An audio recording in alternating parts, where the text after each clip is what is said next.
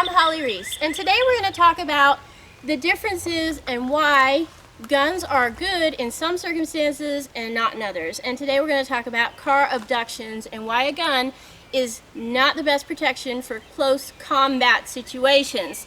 So today I have on the Janie, and inside I have my dummy 38.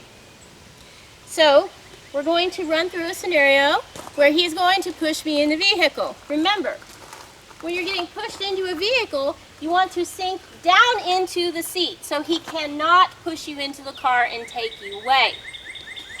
As it is right now, I have my concealed carry here. Let's see how this works. I can't shoot over my head effectively, and he will see this immediately. Grab it away from me. Now I have a problem. So in this scenario, we're going to have the gun under the seat of my car. A lot of people leave their guns in their vehicles when they go shopping. So you don't have anything on you at all when you're going to your car. So now, he is going to shove me in the car. I'm going to reach for it under the seat here. What am I supposed to do with that? I can't do anything with it. Nothing. So criminals are looking for you to have your firearm. They're looking for a way to use it against you, especially if they don't have anything but brute force. But they're not going to see a small stun device or coup baton in your hand that you can quickly hide in your grip, just like a set of keys, but more effective. So what you want to make sure is when you have your concealed carry purse on you, that you have 6 feet to pull your firearm, because if you pull it and he's closer than 6 feet, it's too late. You lose.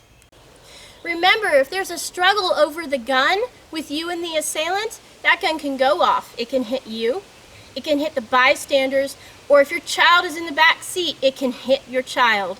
So you have to have control of your firearm before you discharge it to make sure you don't shoot somebody else. Just like the police, we need to have training and layering, because we need to have the effective tool for the effective attack. So we want to be effective with hand-to-hand combat tools, stun device tools, pepper spray tools, and if you so would like, firearm training. All those things can be put on you at all times, and you will be effective in keeping yourself safe.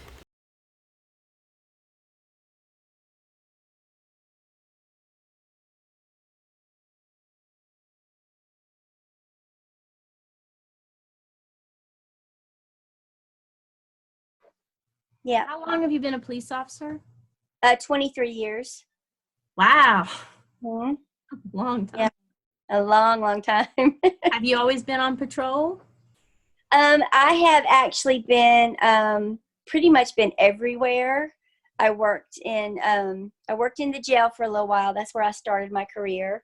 And then I went to patrol, and then I went to criminal investigations and was a member of the felony apprehension unit. So we went out and looking for the bad guys. And then I went from there to professional standards, which is basically fancy word for saying internal affairs. I got promoted 2 years ago to sergeant, and then I went back down to the jail. Towards people who think, I have a gun, I'm fine, I can use it in any circumstance. Okay. Well, that would be the first thing that I would say would be the wrong thing to think. Because unless you're training with your weapon all the time, it's not going to come second to you. These individuals who think they can take care of themselves,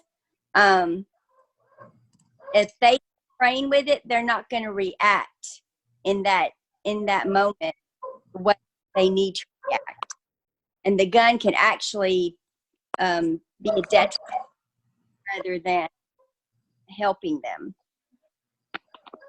I totally agree. We've done these videos to try to share that, but I like to hear from an experienced person who understands this and why it's so dangerous for somebody who doesn't train on a regular basis to be carrying one in public. And I've been in law enforcement for 23 years, and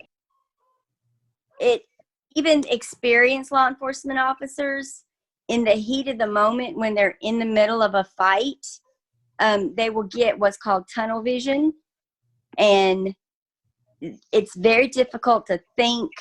It's very difficult to know how to act and what to do, even for an experienced officer. So yes, I believe that in the grand scheme of things, I think that having a weapon is a good thing and a good choice. But I think if we're looking at protecting ourselves from, I'm assuming you're talking about kidnappings, riot, all of these things that are going on, specifically geared towards women and them going to the grocery store and them being at home by themselves. Mm-hmm. I think what I have discovered is that it's better to have a weapon that's close at hand, like the Kubaton, or something that you can strike immediately. That, as you know, I like I said, I've been in law enforcement for 23 years, and we train pretty regularly. But even for us, when we train, even training regular, what you're going to find out is in that moment when your adrenaline picks up and you get that tunnel vision, you're gonna fall back on your training. You're automatically, because what we train in is we train in something called double tap, where you will put 2 rounds in the center of their chest, and then 1 in their head. But that's law enforcement. And when you've heard of people that, you've heard of law enforcement officers in the shootings, and you've heard them talk about, the people talking about the Monday morning quarterbacking afterwards, and they're like, well, why did he have to fire so many rounds? That's that tunnel vision. And you just, even for someone like me who's experienced, when that adrenaline kicks in, you're going to fall back on your training. And if you are a novice gun owner and you just go to the pawn shop or wherever and you go purchase a weapon, and you think because you have it with you that you're going to be safe, you have to be training with that weapon, and you have to be training a lot. Just having it, because you're not going to know what to do, how to make it work. You're not going to know the hand position you need to have your weapon in. All of that stuff's not going to be second nature to you if you're a novice gun owner. Just from what I have experienced, it's better to have something on you that you can strike immediate. Kubaton to the eyes, pepper spray to the eyes, even the taser that y'all sell, just something to stun them enough that you can get away from whatever the situation is. I don't think that weapons are always the best choice, even though that's what people think. Because then that weapon, if you don't know how to use it, it can be taken away from you and used against you. So the way that I look at it, if someone is attacking you, you need to do something to disable them. Like I said, even if you have to put an eye out, even if you have to take whatever you have and, just to be blunt, is stick it in their neck, stick it in an artery, stick it, wherever you can stick it, blind them, whatever you have to do so that you can get away. Used to be years ago, probably guns were a good choice. But I do believe in carrying a weapon, and I do believe that is a good weapon of defense, but you have to know how to use it. And if this is not if it's not something that you use all the time, you're not gonna rise to the challenge. You're not gonna be able to use that weapon in order to protect yourself when the time comes. And most attacks are going to happen when you're not expecting them to come, when you're not going to have time to draw that weapon out of your purse or wherever you have it. So you need something that's going to be close to you that you can grab at a moment's notice as soon as someone attacks you, and go ahead and use it defensively to get yourself away from whatever the situation is. I totally agree. When it comes to layering your weapons, that's important. Yeah. I tell a lot of people that the law enforcement layers their weapons, so we need to as well. And not just, it's because you don't know what the situation might be. One example is if you're grabbed from behind, you can't shoot over your shoulder. Exactly. But if you have that taser, or you have that Kubotan, or whatever you have that's attached to your keys, and you have your keys in your hand, and someone attacks you from behind, you can use that as a defensive weapon and go backwards and get them that way. It's and like I said, it's one of those situations where, like with us, we have our weapon, which is really the last thing we're going to try to grab. But we have our taser, we have our pepper spray, we have our asp baton that we can use. Most of us carry knives on us somewhere that we can grab. So our weapon is always the last thing that we try to reach for. Honestly, for me, what I try to go for first is my taser, because that's going to disable them long enough for you to either get away from the situation or have time to get someone there to help you. It will disable them long enough for you to do whatever you need to do to get yourself out of that situation. But no, I believe in weapons, but I don't believe that they're the first choice in protecting yourself, unless you are just really, really good with a weapon. And as a law enforcement officer, you practice on a almost a daily basis. So for people who are going out there just buying a gun, saying, "Oh, it's okay, I've got a gun," and they go to the range every once in a while, that's really a dangerous thing for them to carry, because it can be used against them, and they have to be ready to pull the trigger when they can't wait. Exactly.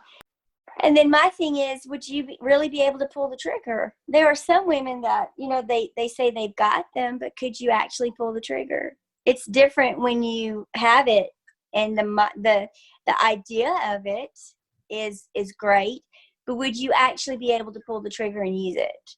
I think it would be women, we still try to be too nice sometimes.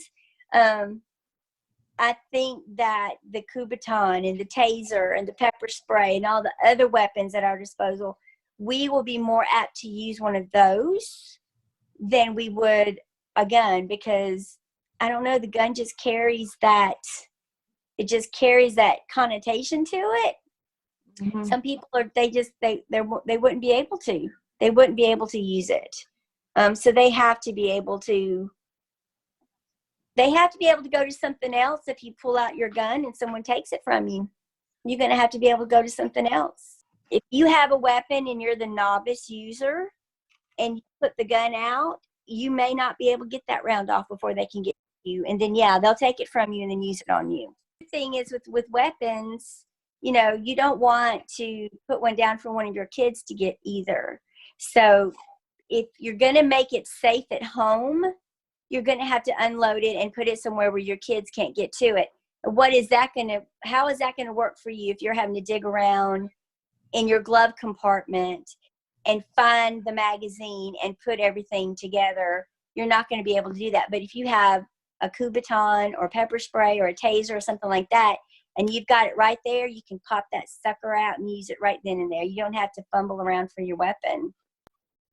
Other ways of defending ourselves, other than other than automatically going to our weapon, because we have to be able to get out of that situation. So I just believe that with the things that are happening now in society and how evil things are and how brazen people are, things can happen just like that. And you just have to be able to go to whatever you know is going to work for you. So I applaud you and Kristi for what y'all are doing. And especially the fact that y'all are gearing your training and your videos to women and how to protect themselves, because that is who the victims are. They're not going out and attacking men and kidnapping men. They're kidnapping women and children. And so it's kind of up to us as women to protect ourselves and our kids. And so that's something that all women need to understand. They're the ones that are being targeted. Their children are being targeted for human trafficking. So I just applaud y'all and what y'all are trying to do. And if there's anything that I can do to try to help y'all along the way with that, please just contact me and let me know. Well, I sure do appreciate it, because we can use all the help we can get, and this has to be a combined force for everybody to learn. Of course, if you ever want to be a pro, you can always join us. I know, I thought about it. Kristi's been talking to me a lot about that too. So I don't know, it might happen. I might decide to do that. I think that your knowledge would really benefit a lot of people. And I think that because you've been out there, that people listen to you a little bit more. Would be somebody who hasn't been in law enforcement or hasn't been in martial arts training. We have a defense class up here at our sheriff's department, and they only do them every few months, and then people take them and they think they're okay, and I'm like, no, you have to train all the time. You just have to be, and if you can't train all the time, have weapons at your disposal that you can use. I used to carry a Kubaton with me. It was on my keychain when I was in college. Before I ever started the sheriff's office, I had one of those on my keychain everywhere that I went. And I was prepared to use it if I needed to use it. As a police officer, are y'all trained to hand combat as well on a regular basis? We are. We train multiple times a year on hand-to-hand, basically on how to get away from somebody. Like if somebody grabs you from behind, on how to get away from somebody, how to put distance between you, and then go for whatever weapons you have available to you at that time. But there again, that hand-to-hand combat, that's something you have to train in. That's something you have to know how to do.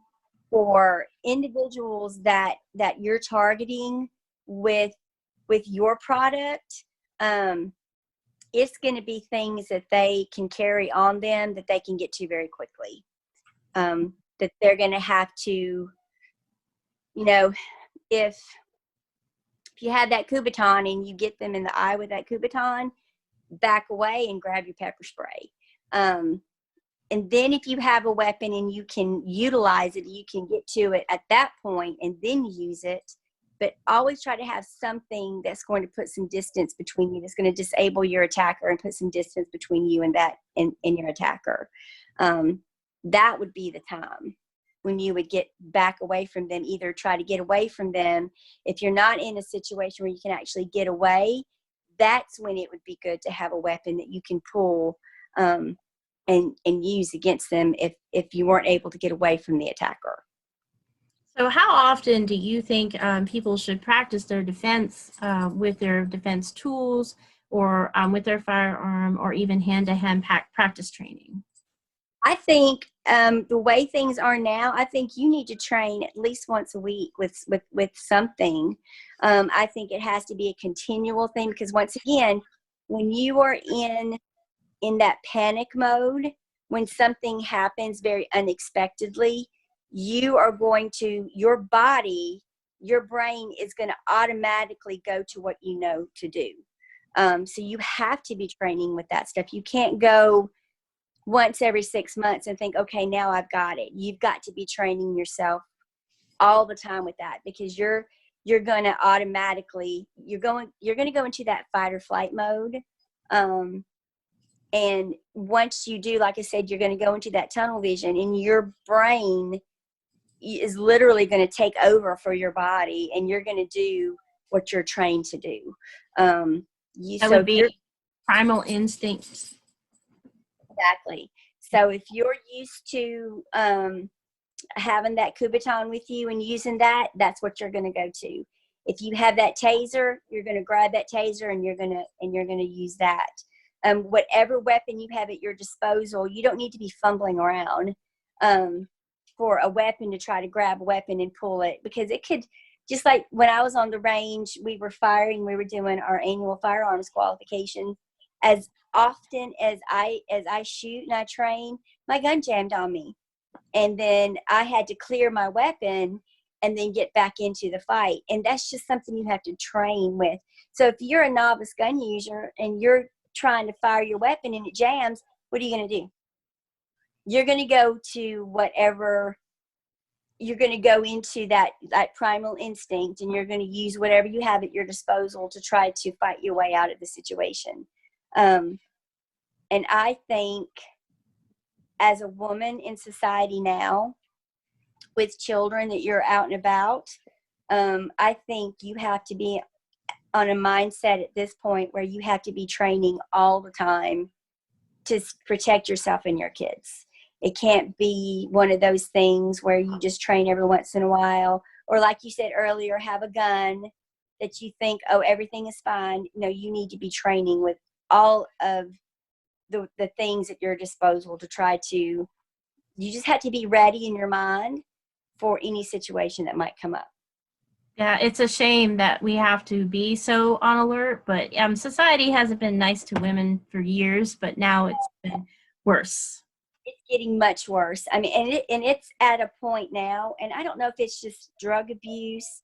I don't know if it's just the evil in society, but it used to be you would be afraid to walk down the sidewalk at night, or you'd be afraid to walk to your car, grocery shop, and now they'll attack you in broad daylight.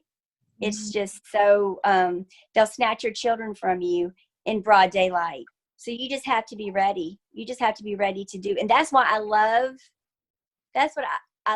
about Damsel in Defense, because they offer so many products that we as law enforcement officers would use, that will get the job done when you need it. So I love the fact that y'all have those weapons at your disposal, and that you're educating more women about what's going on in society, because it's, you have to fight. You have to be able to fight for yourself. You have to do whatever you have to do to get yourself out of that situation. And you have to think, I want to go home to my kids tonight, so I'm going to do whatever I need to do that. And it doesn't matter whether you have to hurt somebody very badly in order for you and your children to go home safe that night. Totally agree. Totally. And I'm just so grateful to hear your point of view, because we hear it all the time in this industry that if you carry a gun, you've got everything. And hearing from an expert who's in the field, who's in the trenches every day, you're seeing what's happening with people who have a weapon, who don't know how to use it and accidentally fire it, or it goes off, or they miss their target and they don't know how to, and it's used against them. So it's good. And then that's one of the reasons, because of the training, that I like to teach weekly defense classes as well, even virtually, because if you even mentally practice it. Yes, exactly. It'll help, even if you mentally practice it. You don't have to be physically able, but when adrenaline kicks in, you'll be able to recall those moves that you have mentally seen as well.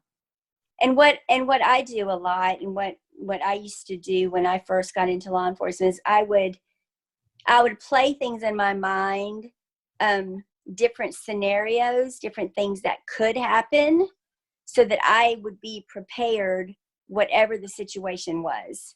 And it's sad to know that because society is the way it is, and because of what's happening out there, that we have to be prepared for that. But I think the most important thing that you need to tell your customers and those individuals that you're teaching is that they have to be prepared for anything. Whenever I go somewhere, and of course, I've been in law enforcement, so I kind of know, it's kind of ingrained in me now. But whenever I go anywhere, I'm constantly looking around me, scanning. And sometimes it's not even about having a weapon. It's just about being mindful of where you are and scanning and just looking around you and not letting someone sneak up behind you. You have to be able to train yourself to look around you and to make sure that if anything doesn't look right, we call it a DLR, don't look right. So if you see a DLR or you feel funny about something, you just have to prepare yourself to just keep yourself out of situations like that. If you feel like something's not right, it's probably not right. And just be prepared to do whatever you need to do. Because society's not nice. It's not nice anymore. No, there's been multiple examples that I've seen lately online, and a couple that I've actually been involved in that, and other pros have been involved in, that it's been really crazy lately, and we need to take our defense seriously. Yeah. And I like the fact that both you and Kristi, when you hear about things that are happening, y'all post them on social media immediately. If a child there's an abduction, or if a woman is attacked, y'all immediately post it. I don't know if it was you or Kristi, one that posted about a woman who saw a man following her and her kids through the store. Human trafficking is one of the biggest things that we are fighting right now. They are actively targeting, and this is going to go back to what I was just saying about being aware of your surroundings and aware of the people that are around you, because they're actively targeting women and children to abduct them. And these are not the people, like I said, it's not out jogging by yourself, even though that's happening too. I'm talking about being in a store and you're standing in line and somebody comes through the door and grabs your kid. You're going to your car from the grocery store and someone snatches you. I know you've seen it on all these news programs where women they'll go to the grocery store, they'll be going back to their car, and they'll be accosted on their way to their car, and kidnapped and forced into their vehicle. So you just have to be mindful and just be ready. I think that's the biggest thing that I want to put out there, is be ready and be prepared. It may never happen to you, but be ready and be prepared just in case it does. Just in case it does. Yeah, always. Never want you to have to use any of this, but just in case you do, you can.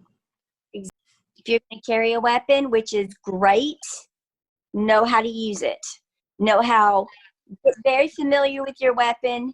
Know how it fits in your hand. Know where your finger goes on that trigger. Know how fast you can get it out of the holster. Know how to load that sucker. You have to be intimately familiar with your weapon so that you can use it. Now, I'm not saying that guns are not a great way of protection, but you have to be able to use them, and you have to be familiar with how to use it. What do you feel about people saying, "Oh, I have a gun, it's in the car"? I think it being in the car it's not helping you. If you're going to carry a weapon, have it on you, because that's when you're going to need it. You can't say, "Oh, I have a gun, it's in the car." What good is it going to do you in the car? Just like if you had a taser or a pepper spray like that, what good is it going to do if it's in the car? It's not going to do you any good. You have to be comfortable with having it on you, and carrying it with you. So do you think, I've heard some police officers say yes or no when it comes to concealed carry purses. What do you think of them? The concealed carry purses. Mm-hmm. A lot of Um, police officers say that you should holster your gun, you shouldn't conceal carry it. And as a woman and a police officer, I was just wondering how you felt about that. There again, I'm gonna go back to, if you're gonna carry it on you. Carry it in a holster. Carry it with you. And this is the other thing too. A lot of people will not mess with you if they know you have a gun on you. If you have a carry license, and you're going to have a weapon, carry that sucker on you. Have you a holster and carry it on you. Don't have it in your purse where you have to dig around in your purse for it. Don't try to hide it. If you have if you have permission to have it, if you have a license to carry it, carry that bad boy on your hip. Carry it with you, so that if you need it, you can get to it. And I guarantee you, there's not a bad person out there that's going to mess with you if they know you got a weapon on you. They're going to go for the person that looks like an easy target. And if they see you with a weapon on, they're not going to mess with you. They're going to look for the next person that doesn't have a weapon on them. So the way I look at it is, if you're going to have one, carry it with you. That's Carry it. nice. It's really good advice. I know Kristi said when she carries her stun device visibly on her hip, she feels like people stay away from her. Yes, because I guarantee you, if you ever talk to a guy who has kidnapped somebody or murdered somebody, or raped someone, they will tell you they look for the easy target. They're not going to go after someone that has a weapon on them.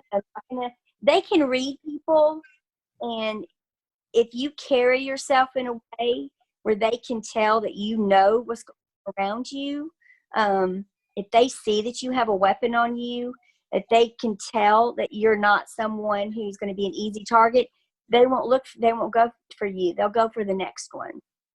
You have a Louboutin or something that you carry on your keychain, have it visible so that everyone can see it. So, don't think it won't come to you.